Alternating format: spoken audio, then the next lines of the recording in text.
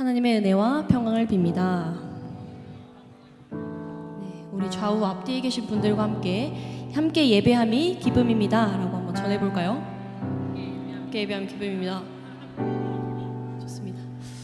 우리 첫 찬양으로 기대라는 곡 할 텐데요, 우리 함께 한 마음으로 하나님께 찬양 드리면 좋겠습니다.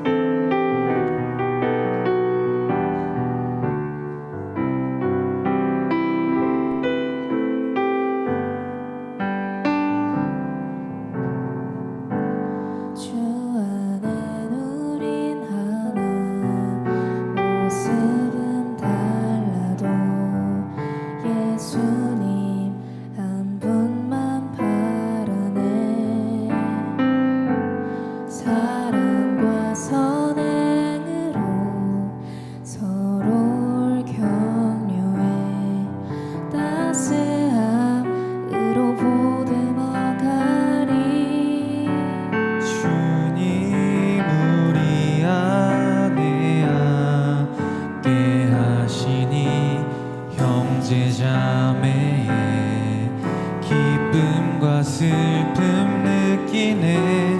내 안에 있는 주님 모습 보네. 그분 기뻐하시네.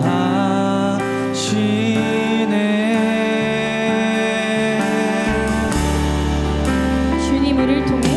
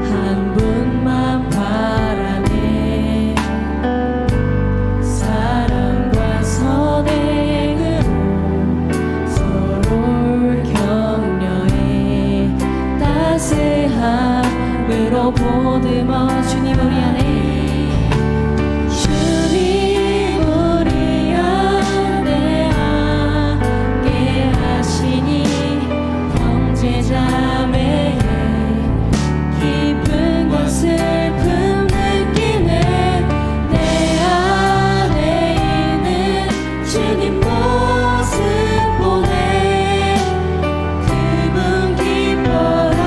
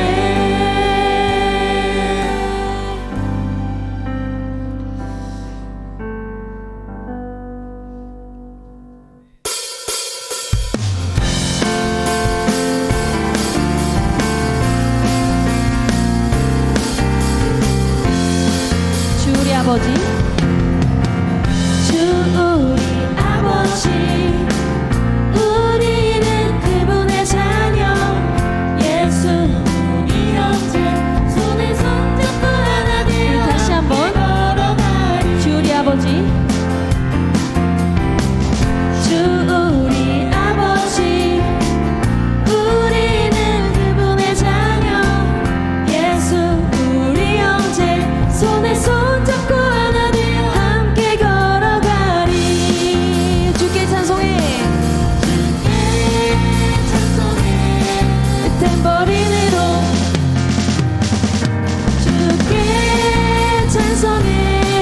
손뼉쳐 주께 찬송해 피아노로 춤을 추면서 주께 목소리로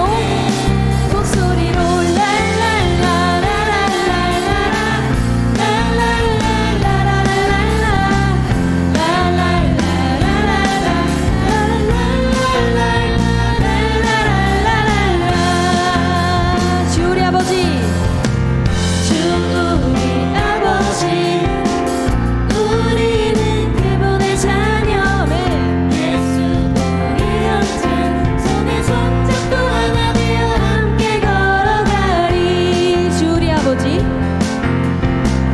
주 우리 아버지 우리는 그분의 자녀 예수 우리 형제 손에 손잡고 하나 되어 함께 걸어가리 주께 찬송해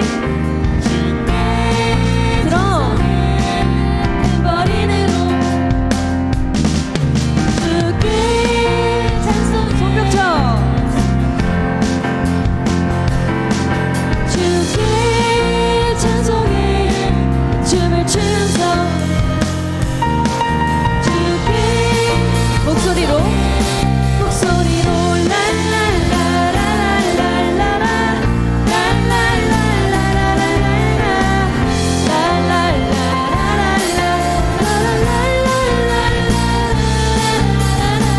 다시 한번 주께 찬송해 주께 찬송해 주께 찬송해 손뼉쳐 이번엔 피아노 춤을 추면서 주께 목소리로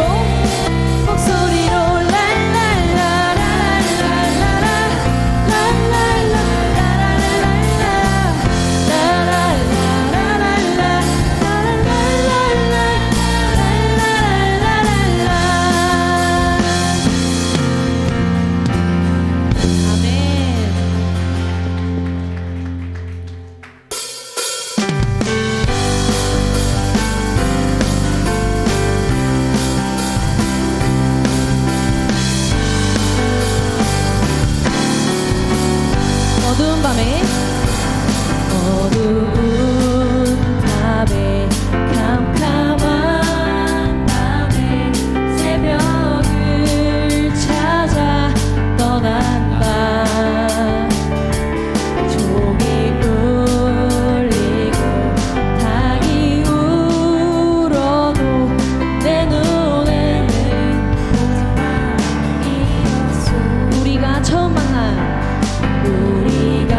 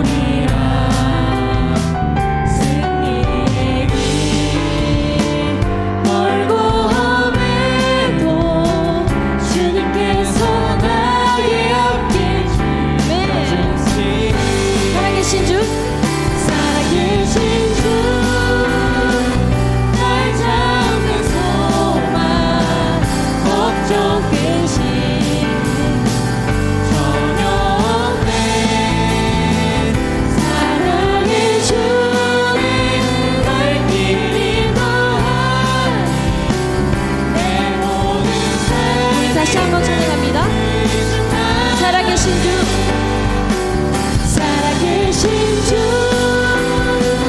나의 참된 소망 걱정 대신 전혀 없네 사랑의 주님 날 데리고 하니 내 모든 삶의 기쁨 내 모든 삶의 기쁨 내 모든 삶의 기쁨 늘 충만하네. 아멘. 하나님께 영광의 박수 올려드립니다. 아멘.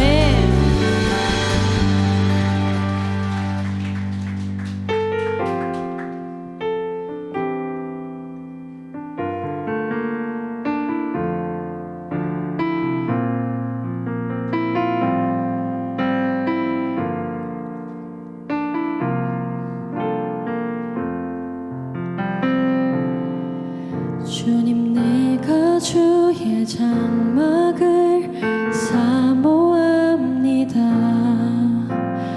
오직 주의 임재를 갈망합니다 주의 집에서의 하루가 다른 곳의 첫날보다 좋으니 주 사랑 안에 머물며 사랑 노래합니다 주님 내가 주의 장막을 주님 내가 주의 장막을 사모합니다 오직 주의 임재를 갈망합니다 주의 집에서의 하루가 다른 곳의 첫날보다 좋으니 주 사랑 안에 머물며 사랑 노래합니다 나의 평생에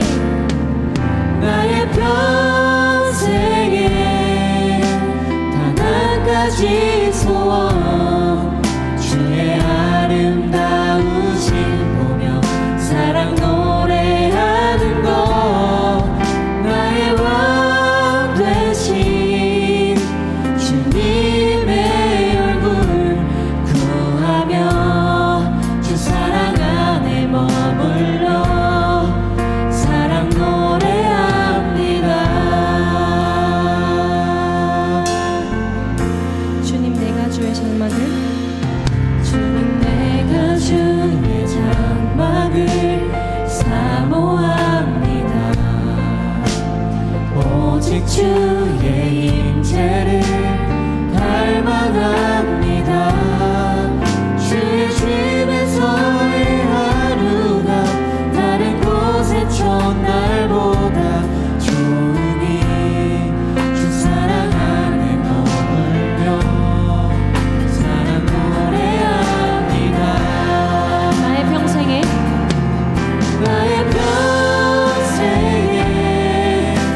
단 한 가지 소원 주의 아름다우신 보며 사랑 노래하는 것 나의 왕 되신 주님의 얼굴 구하며 주 사랑 안에 머물러 사랑 노래합니다 나의 평생에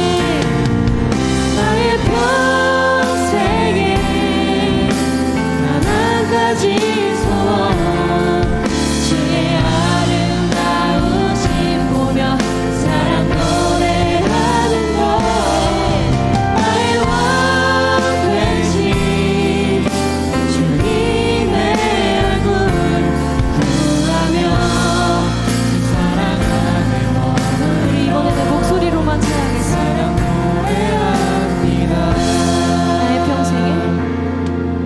나의 평생에 단 한 가지 소원 주의 아름다우신 보며 사랑 노래하는 것 나의 왕 되신 주님의 얼굴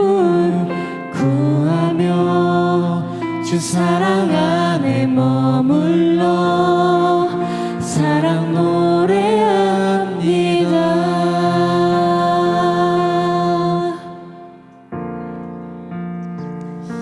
잠시 말씀 전에 기도하실 텐데요. 기도하실 때 주의 사랑 안에 우리가 머물길 원합니다.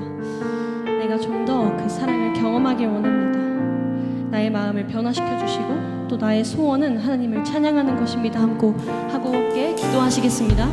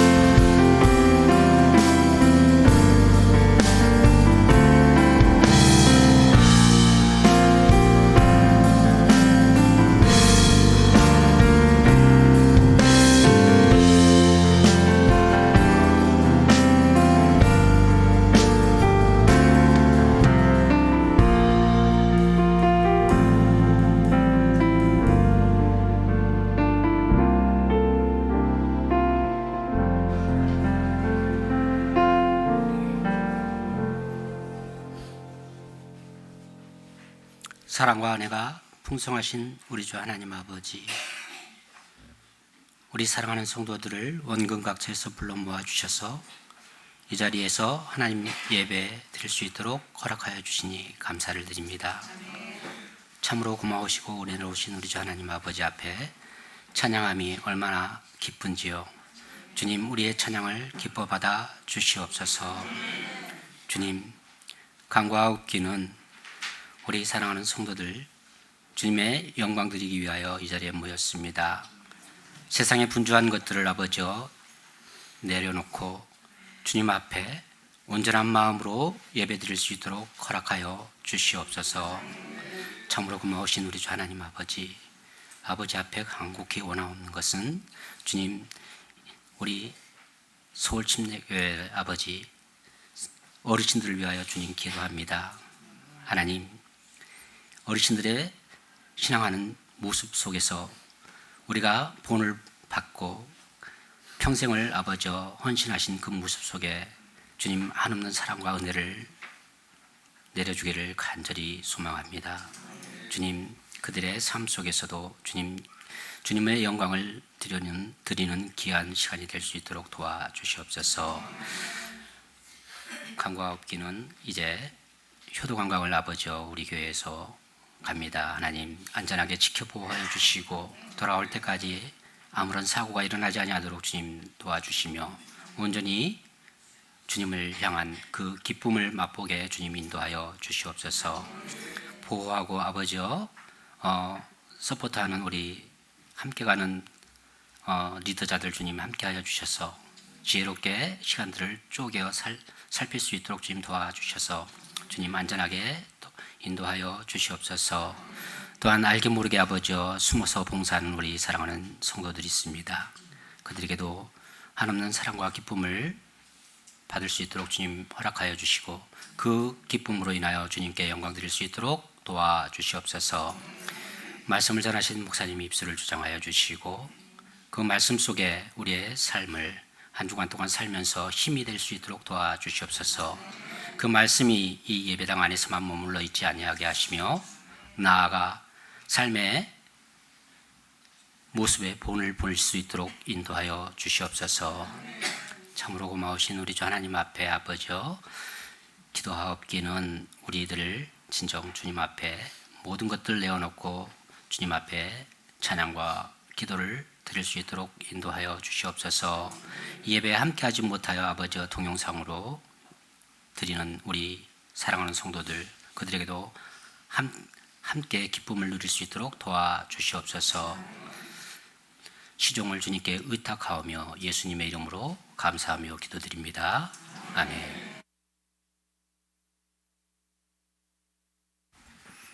하나님의 은혜와 평강을 빕니다. 오늘 예배에 참석하신 모든 성도님들을 주님의 이름으로 환영합니다. 오늘 김미연 자매님 가족분들께서 예배에 참석해 주셨습니다. 고건태 형제님, 고영민 형제님, 예배 좋은 예배 드릴 수 있도록 바라겠습니다. 어머님 소천으로 또 격려와 위로해 주신 성도님들께 또 가족이 감사의 마음으로 떡을 준비해 주셨습니다. 감사합니다. 예배 마치고 나가시면서 나누시면 되겠습니다. 오늘이 3월 넷째 주입니다. 오후에 부서 모임이 있습니다. 네, 장소 잘 확인하셔서 작은 공동체 모임이 하나님의 은혜로 잘 이루어지기를 바라겠습니다. 2026년 효도관광이 내일 월요일부터 수요일까지 제주도에서 있습니다. 오고 가는 길이 안전할 수 있도록 기도해 주시면 감사하겠습니다. 3월 30일부터 4월 3일까지 고난주간 특별 저녁 기도회가 있습니다. 올해는 단 하루도 빠지지 않으리라는 마음으로 같이 기도에 참여해 주시면 감사하겠습니다. 그래서 4월 첫째 주 주일이 부활주일입니다. 그래서 부활주일 맞이해서 예수님을 향한 첫사랑을 다시 추억하면서 내가 만난 부활의 주님이라는 주제로 간증문을 쓰기를 원합니다. 그걸 쓰셔서 4월 첫째 주 부활주일 예배 마친 후에 목장 모임 때 간증으로 같이 나눠주시면 되겠습니다. 다음으로 우리 성혜성 목자님 나오셔서 헌금을 위해서 기도해 주시겠습니다.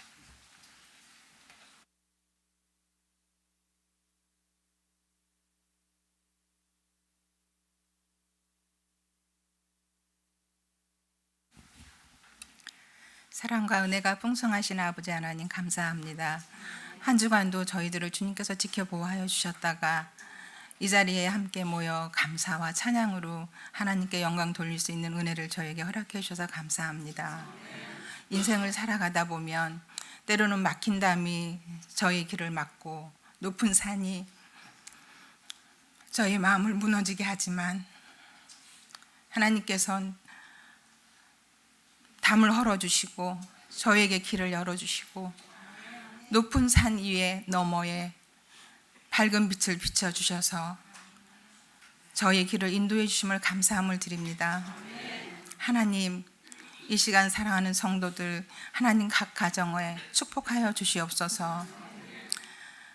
연약한 육신으로 인해서 고통받고 있는 귀한 성도님들, 마음의 어려움으로 힘들어 하시는 성도님들, 하나님 이 시간 찾아가 주셔서 그 마음을 어루만져 주시고 치유와 회복으로 함께 해주시길 원하옵나이다. 학업과 직장, 마음으로 드리는 작은 음성까지도 하나님 들어주시고 응답으로 이루하여 주시기를 원하옵나이다. 특별히 기도하옵기는 교회 재건축 행정 문제를 위해서 주님 앞에 기도하오니 하나님 그 일에 동행하여 주셔서 아버지 하나님 지혜와 선함으로 인도해 주시옵기를 원하옵나이다. 또한 기도하옵기는 내일부터 있을 효도 관광을 위해서 기도합니다. 사랑하는 어르신들 다녀오실 때 안전하게 건강하게 다녀오실 수 있도록 하나님 동행과 축복으로 함께 해 주시옵소서. 이 시간 드리는 이 정성과 마음으로 드리는 예물들 하나님 기쁘게 받아 주시옵소서. 작은 정성들이 모여 드려지는 그 헌금이 정말 선교 사역이 되게 도와주시고 믿음의 씨앗이 되게 하시고 복음의 확장이 되도록 하나님의 은혜와 갑절로 축복으로 함께해 주시길 원하옵나이다. 사랑하는 교회와 성도님들을 주님께 의지하오며 감사하신 예수님의 이름으로 기도드렸습니다. 아멘.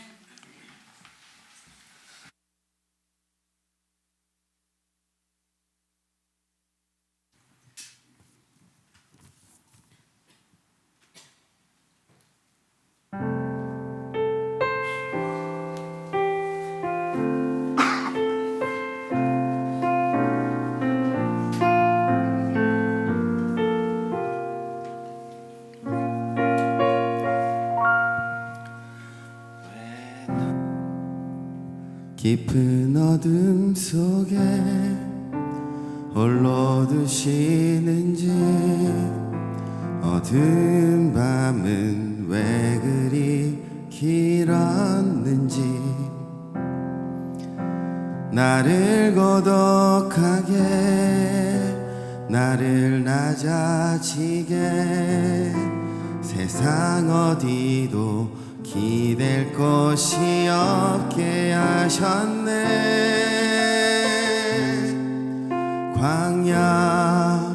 광야에 서 있네.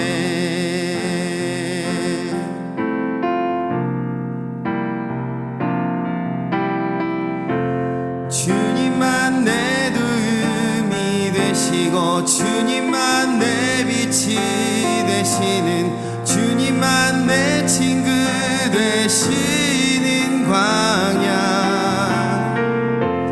주님 손 놓고는 단 하루도 살 수 없는 곳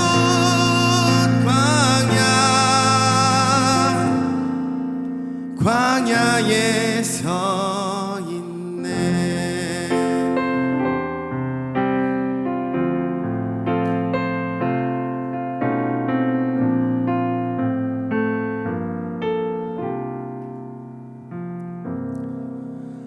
왜 나를 깊은 어둠 속에 홀로 두시는지 어두운 밤은 왜 그리 길었는지 나를 고독하게 나를 낮아지게 세상 어디도 기댈 곳이 없게 하셨네.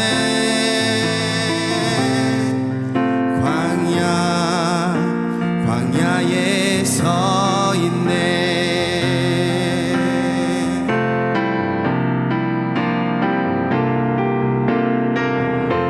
주님만 내 도움이 되시고 주님만 내 빛이 되시는 주님만 내 친구 되시는 광야 주님 손 놓고는 단 하루도 살 수 없는 곳 광야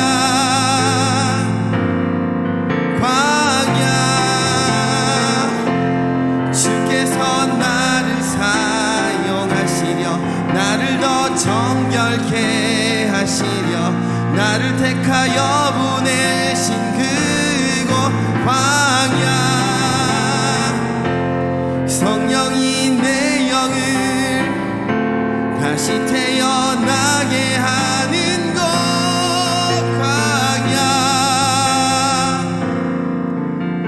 광야에 서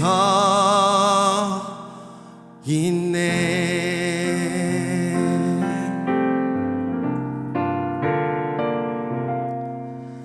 내 자가 산산이 깨지고 높아지려 했던 내 꿈도 주님 앞에 내어놓고 오직 주님 뜻만 이루어지기를 나를 통해 주님만 드러나시기를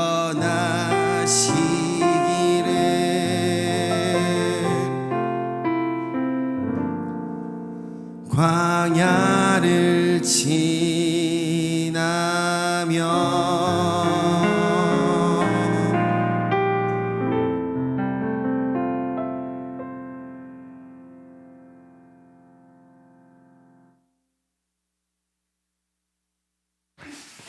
귀한 찬양 감사합니다. 이 시간 다 같이 기립하셔서 사명선언문 낭독하시겠습니다. 서울 성서침례교회 사명선언문. 권세와 권능을 소유한 말씀의 사명자가 되기 위해 성경의 3대 핵심 가치를 가슴에 품고 달려가는 행복한 교회. 하나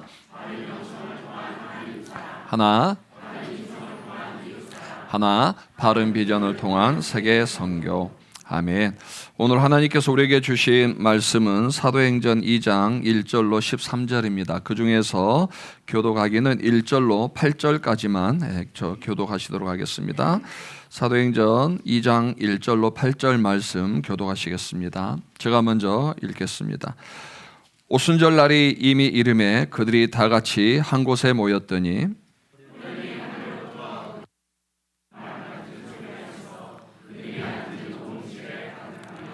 마치 불의 혀처럼 갈라지는 것들이 그들에게 보여 각 사람 위에 하나씩 임하여 있더니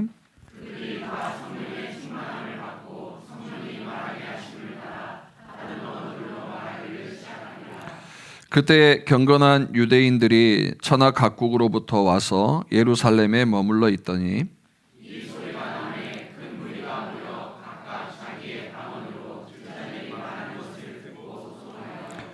다 놀라 신기하게 여겨 이르되 보라 이 말하는 사람들이 다 갈릴리 사람이 아니냐 우리가 우리 각 사람이 난 곳 방언으로 듣게 되는 것이 어찌미냐. 아멘. 하나님 감사합니다. 한 주간도 참 이 예배를 사모했습니다. 또 주일을 기다리고 하나님께 예배 드리는 이 시간을 바라보며 우리 또 살아왔습니다. 하나님 우리를 이곳으로 인도하여 주시고 또 하나님께서 기뻐하시는 이 거룩한 예배에 또 예배자로 설 수 있도록 도와주심에 감사합니다.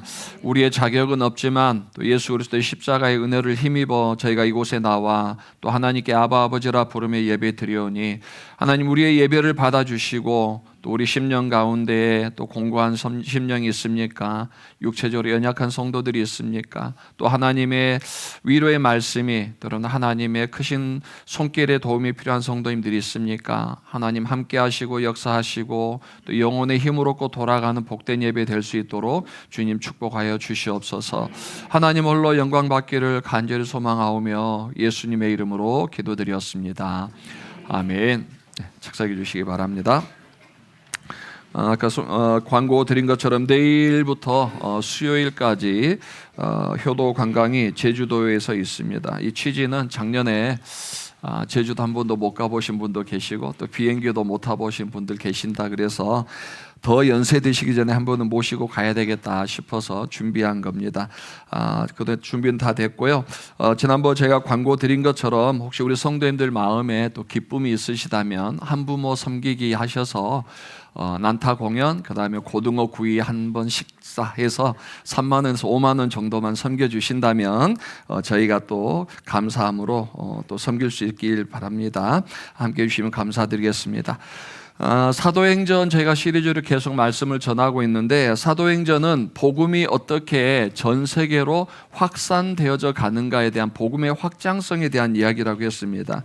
그 시작이 성령이 120명의 제자들에게 임하고 그 제자들이 복음을 폭발적으로 이제 선포해내는 그 시간이 사도행전 2장 1절부터 기록되어져 있습니다.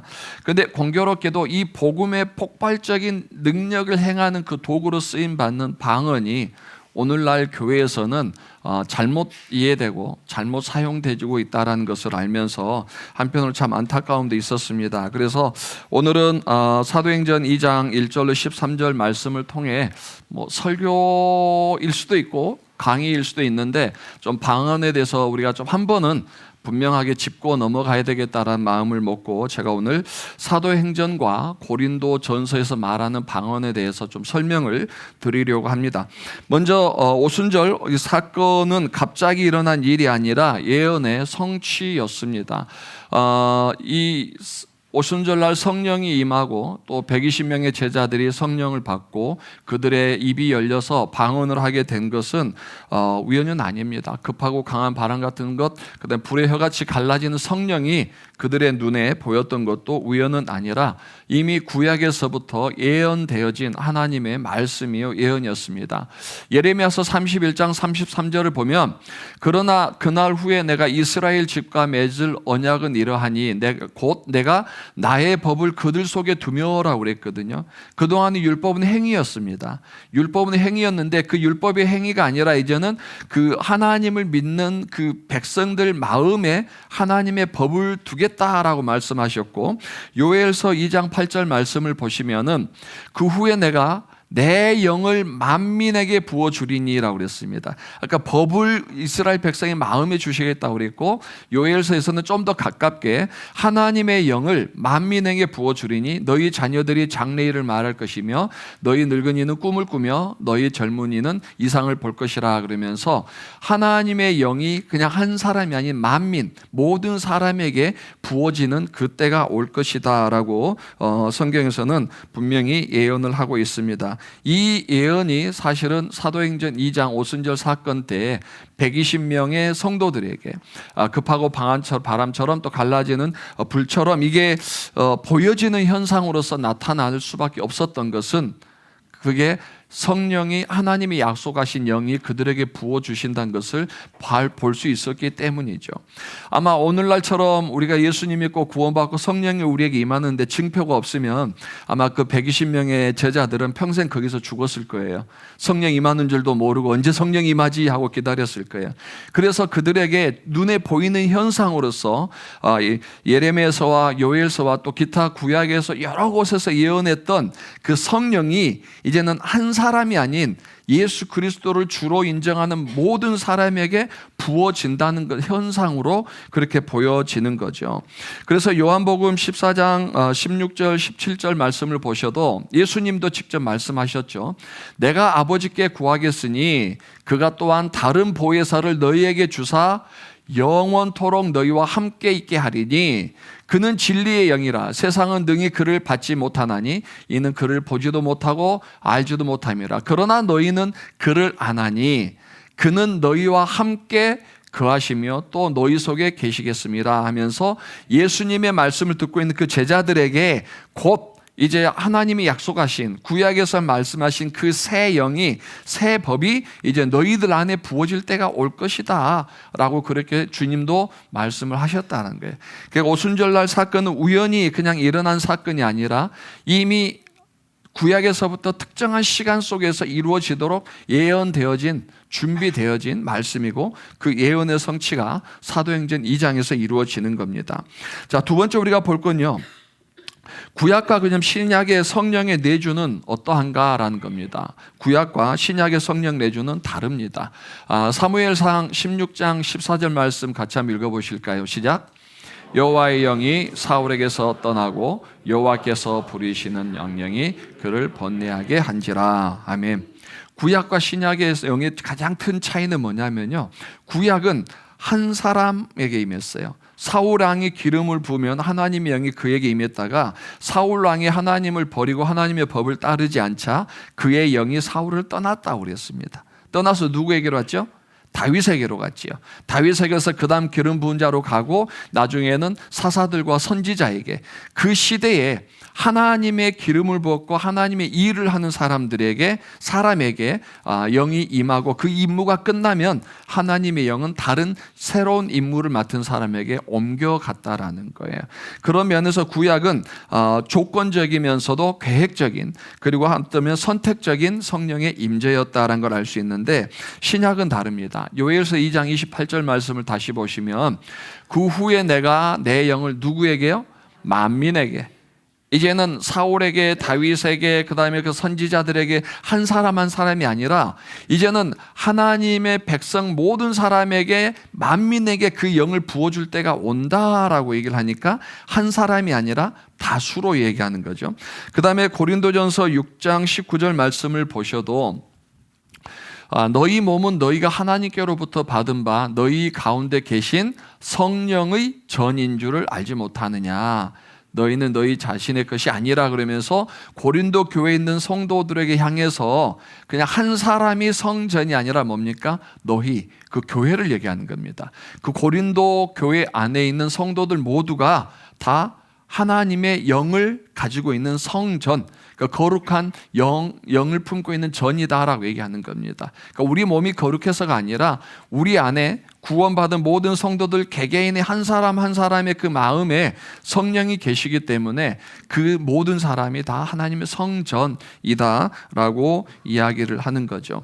그리고 그 요한복음 14장 16절을 다시 한번 보여주시면 내가 아버지께 구하겠으니 그가 또한 다른 보혜사를 너희에게 주사 언제까지요? 다시 언제까지요? 영원토록 너희와 함께 있으리라 그랬습니다. 구약에는 퐁당 신약에는요 한 번 쭉 이해되셨어요? 그런데 오늘날 성령이 우리를 떠나고 구원을 받았다 구원을 이룰 수 있다 말하는 분들이 많은데 성령은 언제 우리에게 임합니까? 우리가 예수 그리스도를 구주로 영접하고 그죠? 구원받으면 성령이 우리에게 임한다고 그랬죠. 내가 너희에게로 들어가리라. 그 성령이 들어오는데 성령이 나왔다 들어갔다 합니까? 아니면 한 번 들어오면 계속 있습니까? 영원토록 있습니다. 이거 여러분 헷갈리시면 안 돼요. 구약에는 하나님의 임무를 맡은 자들에게 임했지만 신약에서는 내가 내 영을 만민에게 부어줄 것이고 예수님이 직접 말씀하셨어요. 내가 보혜사를 너희에게 보내는데 그 보혜사 성령은 너희와 영원토록 함께 할 것이다. 아멘. 이거 헷갈리시면 안 됩니다. 그래서 구원 받으신 분들 물론 내가 진짜 구원 받았을까 살짝 의심이 될 수는 있어요. 그러나 그 의심이 우리의 구원을 잃게 하거나 성령이 떠나는 것이 아니라 다시 한번 말씀을 통해서 제 확신을 가져야 되는 거예요. 제 구원이 아니라 아시겠어요? 다시 구원받는 게 아니고 그래 맞아 내가 예수 그리스도의 십자가의 보혈로 구원받았는데 내가 잠시 믿음이 약해졌네 이렇게 하셔야지 성령이 떠났으니 다시 성령을 받아야지 라는 말은 어울리지 않는단 말이에요. 그건 제가 한 말이 아니라 예수님이 제자들에게 말씀하셨고 사도행전 2장에서 그 성령이 임하면서 그 이후로 성령이 그를 떠나서 그를 버렸다라고 하는 구절은 단 한 구절도 없습니다. 이해되셨죠?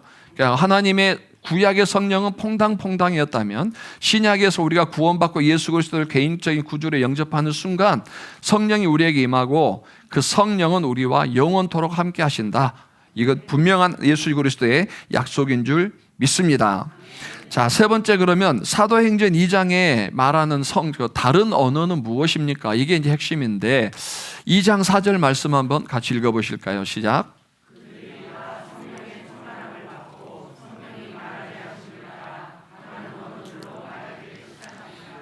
그들이 다 성령의 충만함을 받았더니 나타나는 현상이 뭐냐면 다른 언어로 말하기를 시작했다. 여기서 다른 언어라는 게 헬라어로는 글로사입니다. 글로사란 말은 그냥 언어란 말이에요. 말이란 뜻이에요. 그러니까 특별한 의미가 없어요. 그들이 성령 충만하고 말하고 뭐 저들이 말을 하네? 이 소리 아시겠죠? 특별한 어떤 의미는 없고 그냥 각자 다른 말로 한다라는 의미를 가지고 있고요. 다음에 사도행전 2장 8절에 보면 여기서 약간 이제 단어가 달라지죠. 우리 각 사람이 난 곳, 거기 어디죠? 고향이죠. 우리나라죠. 우리 각 사람이 난 곳 방언으로 듣게 되는 것이 어찌 됨이냐 그래가지고 여기서는 방언이란 말을 디알렉토스라고 그랬어요. 그래서 어떤 국민이나 지방의 고유한 언어. 지금 성경이 분명히 얘기하잖아요. 우리가 못 알아먹는 말이 아니고 우리가 각 사람이 난 곳 우리나라 말로 얘기하네라는 소리예요. 그러니까 제가 지금 한국말로 설교하잖아요. 근데 동시 통역이 없는데 미국 사람이 제 말을 자기 나라 말로 이해하고 일본 사람이 일본 사람 말로 이해하고 필리핀 사람이 필리핀 말로 들리는 거예요. 그러니까 저거 다 갈릴리 사람들인데 갈릴리 사람들이 말하는데 어떻게 내가 지금 한국말로 듣지? 어떻게 내가 미국 사람인데 미국 말로 듣지? 그렇게 되는 거예요. 그러니까 내가 태어난 내 언어로 우리나라 말로 들리네 이 얘기예요. 아시겠죠? 자, 그럼 사도행전 2장에서 말하는 다른 언어는 지금 일반 좀 몇몇 교회들이 말하는 랄랄라 하는 그런 기도 방언이 아니라 제가 말하는 것을 여러분이 다 각 사람들이 이해하고 알아듣는 거예요. 지금 제가 무슨 말 하는지 다 이해하시죠? 통역 필요하세요? 필요 없죠? 꾸인짱 자매 내가 말한 거 다 들리죠? 지금 우리가 방언하고 있는 거예요. 베트남 자매가 다 알아듣고 있잖아요. 이게 방언이에요. 사도행전 2장에서 말하는.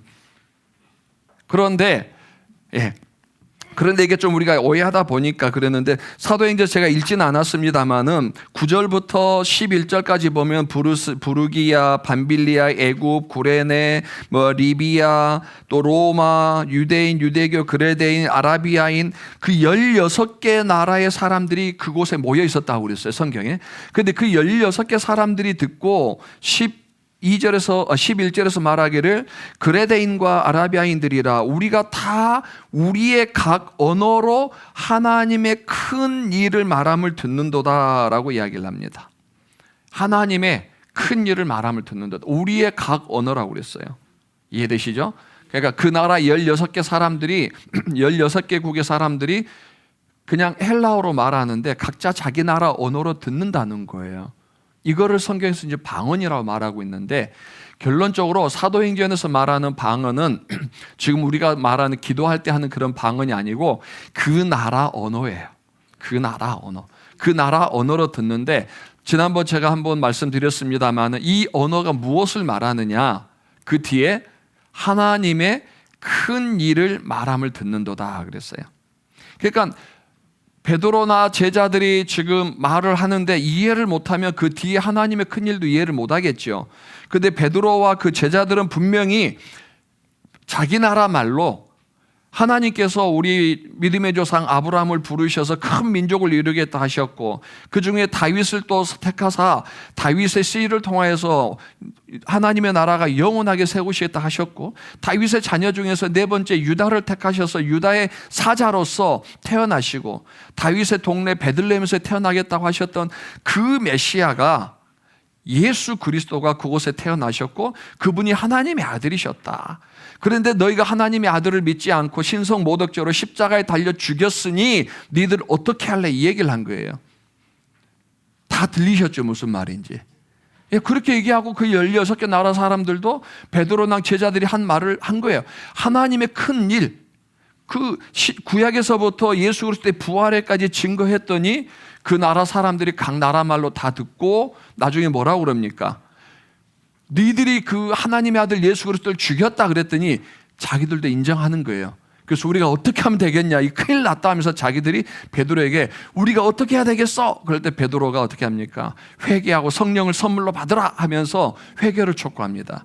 그래서 그날 3,000명이 구원받은 거예요. 네, 3,000명이 구원받은 거예요. 자, 사도행전 방언은 두 가지입니다. 첫째는 각 나라 소리로 들렸다. 그 다음에 제자들이 말하는 그 소리는 내용이 없는 알아들을 수 없는 소리가 아니라 아브라함을 부르실 때부터 시작해서 예수 그리스도의 부활까지 제자들이 전한 하나님의 큰 일을 말한 거다. 이거밖에 없어요. 이거밖에 없어요. 사도행전에서 그렇게 해서 분명하게 이 사도행전의 방언은 중요한 것은 하나님의 메시지를 전달하는 언어였다라는 겁니다. 자, 그럼 이제 문제가 되는 고린도전서 14장의 방언은 어떻게 우리가 이해해야 됩니까? 결론부터 말씀드리면 고린도전서에서 말하는 방언은 성경에 출처가 없습니다. 성경에 출처가 없습니다. 예. 성경에 출처가 없고 그냥 고린도 교회 안에서 가장 심각한 문제 중에 하나가 방언이었다라는 거예요. 고린도전서를 여러분 쓴 배경을 아셔야 돼요. 사도 바울이 그냥 쓴 게 아니에요. 고린도전서는요, 사도 바울이 고린도 교회를 개척하고 이제 다른 곳에 선교를 나갔더니 그곳에 거짓 선지자들이 들어온 거예요. 거짓 영들이 들어온 거예요. 그 교회를 혼란스럽게 만들어요. 그 제사에 그 우상에게 바쳐진 제물을 먹어야 되냐 말아야 되느냐, 이혼의 문제, 그 다음에 또 그 결혼의 문제, 여러 가지 문제들이 교회에서 너무 복잡해서 서로 싸우니까 고린도 교회 성도들이 그럼 우리 교회를 개척한 바울한테 이걸 물어보자. 그래서 바울한테 고린도 교회에 일어난 여러 가지 문제들을 써서 이런 문제들이 있는데 어떻게 이 문제를 해결해야 됩니까? 할 때 문제 해결의 방안으로 바울이 글을 쓴 게 고린도 전서예요. 바울이 이렇게 해라가 아니라 사실은 이런 문제들은 이렇게 풀어가야 된다는 걸 얘기하는 건데 그 중에 하나가 방언이었다라는 거는 고린도 교회 안에도 방언의 합의점이 없다라는 얘기예요. 그러면 왜 사도행전의 방언도 있는데 고린도 전서에서 말하는 이 방언은 그냥 지금 우리가 말하는 랄랄라입니다. 그럼 뭐 고린도 교회도 했으니까 우리도 해야 되는 거 아니냐라고 말하겠지만 바울은 그렇게 인정하지 않았어요. 고린도라는 특정한 도시는요, 항구 도시입니다. 우리나라도 그렇지만 항구 도시에 가면은 대나무가 많이 세워져 있어요. 그리고 그 위에 빨간색, 흰색 줄들이 많이 맺어 있죠. 리본들이 뭡니까? 우상이에요. 고린도 시대에도 그 고린도 도시가 배가 출항하고 나면 그 다음 올지 안 올지 모르니까 출항하기 전에 항상 그 바다를 지키는 신들에게 구슬했어요. 그래서 고린도전서 13장에 보면 사랑이 없으면 울리는 구리와 꽹가리 같으니, 우리나라에서 많이 듣는 소리잖아요. 무당들 굿할 때 두드리는 소리잖아요. 그때도 그랬어요. 그러다 보니 이 무당들이 영음하게 막 그 징을 치면서 뭔가 주술을 외우잖아요. 그런데 예수 믿고 구원받은 그리스도인들이 고린도 교회로 들어왔는데 기도하는데 밋밋해요. 우리는 기도하는데 왜 이리 뭔가 느낌이 없지? 근데 밖에 나가면은 무당들은 막 주술을 외우고 하니까 저 사람 참 신령해 보인다. 고린도 도시만의 독특한 밖에 그 주술 문화가 교회로 들어오면서 그들도 교회 안에서 뭔가 주술을 하는 것처럼 기도를 하기 시작한 게 방언의 유래입니다. 성경의 근거가 아니라 무당이 하는 주술을 따라서 했던 것이 고린도 교회였기 때문에 바울이 그 부분에 대해서 바로 잡아야 되겠다고 얘기합니다. 고린도전서 14장 27, 28절. 만일 누가 방언으로 말하거든 두 사람이나 많아야 세 사람이 차례를 따라 하고, 자, 방언을 하는 거 인정하는 거죠. 바울이 인정하죠. 예, 두 사람이나 세 사람, 우리도 두 사람 세 사람 모여서 방언하면 되느냐? 근데 그 뒤에 뭐가 있습니까? 네, 한 사람이 통역할 것이요. 다시 말해서 통역할 사람이 없으면 방언하지 마라는 소리예요. 이해되셨어요? 만일 통역하는 자가 없으면 교회에서는 잠잠하라 그랬잖아요. 자기가 하나님께만 말할 거. 이 뭐냐면, 그래도 우리가 기도할 때 우리 교회도 그렇잖아요. 조용히 묵상하면서 기도한 사람이 있어요. 어떤 사람 그래도 낮은 소리라도 하나님 하는 사람이 있어요. 어떤 사람 두 손 들고 주여 해야 될 사람들이 있어요. 어느 기도가 맞습니까? 맞고 틀리고는 없어요. 기도는 각자 하나님 앞에 심령으로 가는 거니까. 그런데 고린도 교회 안에 방언을 해야만 신령한 기도인 것처럼, 방언하니까 내가 영적인 사람이야 라고 자랑하는 그 사람들을 향해서, 야, 너 진짜 방언하고 싶어? 그럼 옆에 통역관 놔놓고 방언해. 통역관 없어? 그러면 너 혼자 하나님과만 기도해. 이건 방언을 인정하는 게 아니고 공적인 자리에서는 하지 말라는 얘기예요. 그래서 통역하는 사람이 있을 때만 해라란 말이, 그럼 바울은 진짜 통역하는 사람이 있다고 믿었기 때문에 통역관을 두란 얘기일까요? 아니에요. 방언을 통역할 사람이 없다라는 걸 알기 때문에. 왜냐하면 그건 온전한 게 아니니까. 두 번째, 왜 통역이 필요하죠? 기도하는데 제가 여기서 기도하는데 옆 사람이 제 기도를 듣고 우리 목사님 지금 무슨 기도하고 있어요? 막 그렇게 스피커로 말해야 그게 기도입니까? 아니죠. 바울이 말하는 방언은 통역을 하라는 건 뭐냐면 다른 사람들이 다 알게 하라는 소리예요. 그 방언이 어디입니까? 사도행전 2장이에요. 통역하지 않아도 내가 말하면 모두가 다 알아듣고 하나님 앞에 회개하는 역사가 일어난 게 방언인데, 고린도교회 성도들 그걸 가지고 자기 은사인 것처럼 잘못 세상 것을 가지고 와서 교회에서 만들어내니, 그러면 너 진짜 기도하거나 말하면은 그게 진짜라면 통역한 사람 데려놓고 해. 그럼 그 사람이 말할 거야. 무슨 말이 나올까요? 당연히 예수 그리스도의 십자가의 보혈이 나와야 되겠죠. 근데 나올까요? 방언에서 통역이 나올까요? 안 나오죠. 1994년도에 우리나라의 시사 매거진 2580이라는 거 나왔어요. 지금은 그것이 알고 싶다니까 뭐 그런 느낌이에요. 그죠? 사회에서 이슈가 되고 있는 내용들을 전문가들이 파헤치는 거예요. 그때 파헤치면서 제가 8년인가 9년으로 기억하는데 우리나라에 엄청난 방언이 휩쓸기 시작했습니다.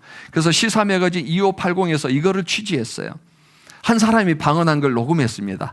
녹음해가지고 또 아까 통역의 은사가 있는 사람들도 있을 거 아니에요. 그래서 우리나라에 알아준다는 통역의 은사가 있는 그 방언 통역사들 10명을 각 방에다 다 넣었습니다. 안 들리게. 그리고 그 한 사람이 방언했던 내용을 틀어줬습니다. 놀라운 일이 일어났습니다. 놀라운 일이 일어났습니다. 이 통역한 사람 10명이 각자 자기가 방언을 듣고 다 썼는데 문장 하나도 안 맞는 거예요. 한 사람이라도 뭔가 맞아야 이 방언의 신비성이 느껴나는데 10명이 동일하게 듣고 똑같은 방언을 듣고 썼는데 한 사람도 같은 말을 한 사람이 없는 거예요. 그러면 이 통역이 어떻게 된 겁니까? 통역사가 잘못된 건가요? 아니에요. 방언이 예시당초 성경에서 말하는 그런 의미가 아니다라는 걸 얘기하는 거예요. 여러분 그 이름만 대면은 아시는 분이 계세요.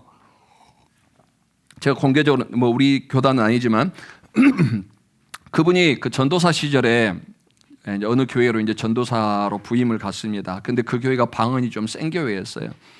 그래서 기도 인도를 해야 되는데 전도사가 방언을 못하니 성도들 기도 제목이 하나 생겼습니다. 우리 전도사님 방언 터지게 해 주시옵소서. 방언 터지게 해 주시옵소서. 근데 또 전도사가 그 교회에 있으려면 방언은 해야 되는데 방언이 안 터지는 거예요. 근데 어느 날 성령이 역사하셔서 방언이 터졌습니다. 파테레몬 호엔 토이스 우라노스네 하니까 성도들이 드디어 우리 전도사님 방언 터졌습니다. 할렐루야 그랬어요. 그리고 나중에 그분이 책을 쓰면서 나중에 밝혔습니다. 파테르헤몬 호엔 토이스 오라노스, 하늘에 계신 우리 아버지요. 주기도문을 헬라어로 외운 거예요. 하도 성도들 기도하니까 자기는 방언이 안 터지니까 주기도문을 헬라어로 외워서 파테르헤몬 호엔 오라노스 토이를 싸니까는 그게 뜻을 모르니 방언이라고 생각한 거예요. 저는 그거 통역할 수 있어요. 예. 예. 얼마나 이 방언이 여러분 고린도전서의 방언은 성경적 근거가 아니라 그 나라 그 도시에서 교회로 들어온 문화가 들어온 것이지 성경의 것은 아니다. 이해하셨죠? 이거 분명히 여러분 아셔야 돼요. 자, 그러면 5번에 방언은 기도를 위한 은사가 아니라 무엇을 위한 도구인가요? 5번. 예. 다시요. 방언은 기도의 은사가 아니라 뭐라고요? 복음을 전하는 도구입니다. 아멘. 사도행전 여러분 쭉 읽어보세요. 이 바울이 제자들이 복음을 전하러 다니는 것이 갈릴리가 아니었어요. 소아시아, 유럽, 터키를 돌잖아요. 그죠? 그곳에 자기들이 언제 언어를 배웠겠어요? 언제 언어 배우고 언제 그들한테 복음을 전합니까? 근데 성경에서는 방언이라고 말하지 않지만 제자들이 어느 나라 어디를 가든지 거침없이 복음을 전해요. 그런데 그 나라 사람들이 다 복음을 들어요. 그죠? 이게 성경은 사도행전에서 말한 것처럼 이 모든 각 나라 언어는 하나님의 복음을 전하는 일의 도구로 쓰였지 기도의 은사로 준 적이 성경에는 없어요.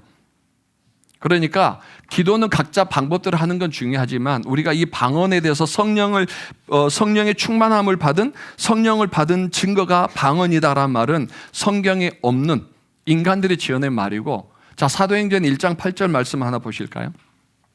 같이 한번 읽어보시죠. 시작. 오직 성령이 너에게 임하시면 너희가 권능을 받고 내 증인이 되리라. 자, 성령을 받으면 권능을 받는 거, 이 권능에 뭐가 들어가 있어요? 언어의 능력도 들어가 있는 거예요. 이 언어의 능력이 들어가 있는데 나중에 네가 기도하는 사람이 되리라. 40일 동안 금식기도 하리라 그 말이 아니죠. 뭐라고 돼 있어요? 내 증인이 되리라. 증인은 뭡니까? 예수 그리스도의 복음을 전한 사람이잖아요. 성령의 충만함을 받은 사람의 첫 번째 증거는 뭐냐면은 복음을 전하는 능력이 생긴다는 거예요.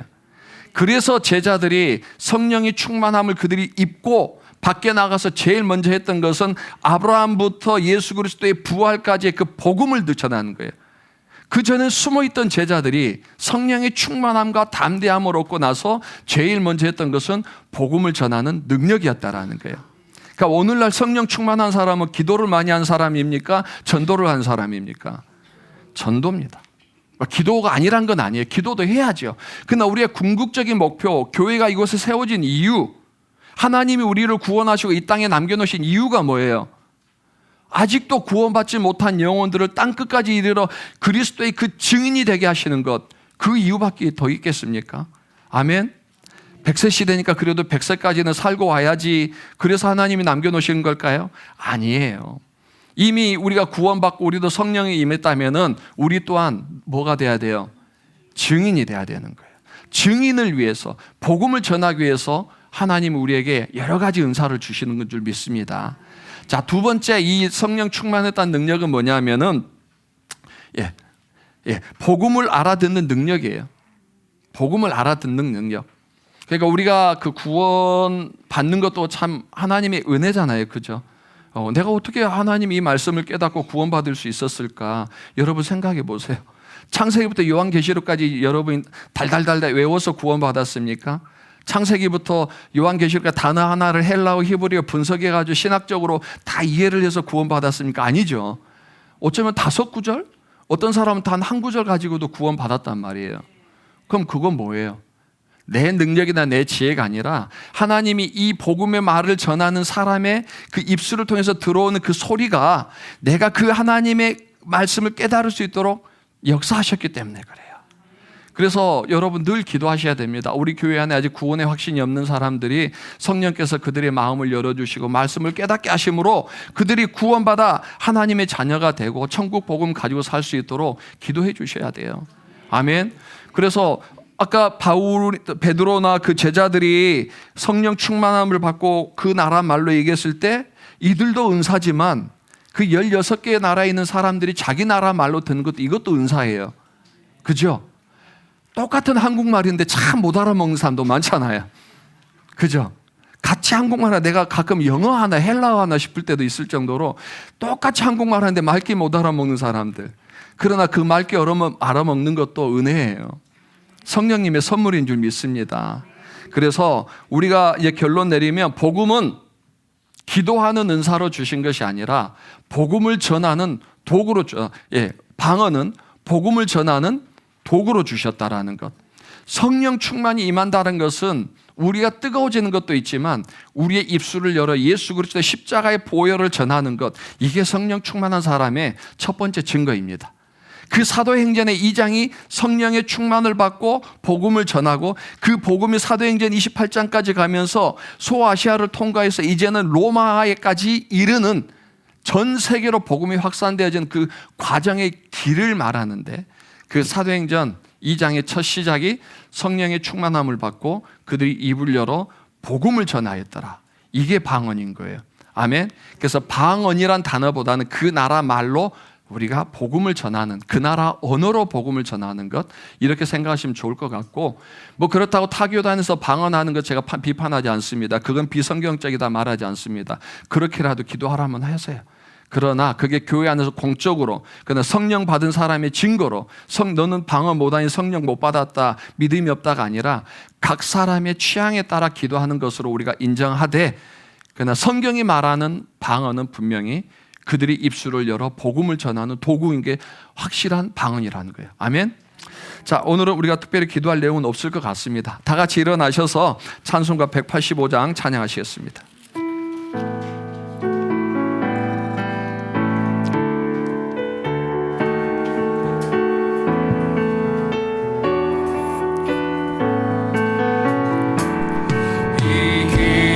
소식을 온 세상 전하세. 그 환난 고통을 당하는 자에게 주 믿는 성도들 다 전할 소식은 성령이 오셨네. 성령이 오셨네. 성령이 오셨네. 내 주의 부르신 성령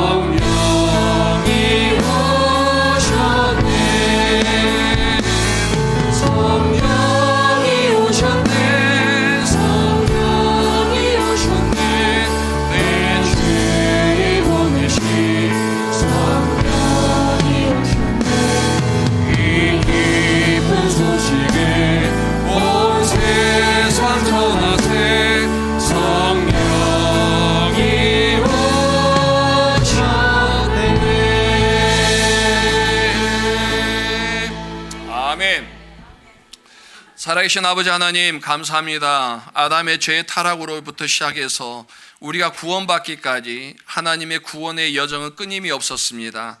그 가운데 또 우리에게 영원한 성령을 선물하여 주시고 이 성령의 오심으로 말미암아 또 우리에게 새 생명을 부어주셨으니 감사합니다. 아버지 하나님, 날마다 우리가 성령과 함께 동행하는 삶 속에서 성령을 잊지 않게 하시고 늘 성령을 생각하며 성령 충만한 삶을 살아갈 수 있도록 인도하여 주시옵소서.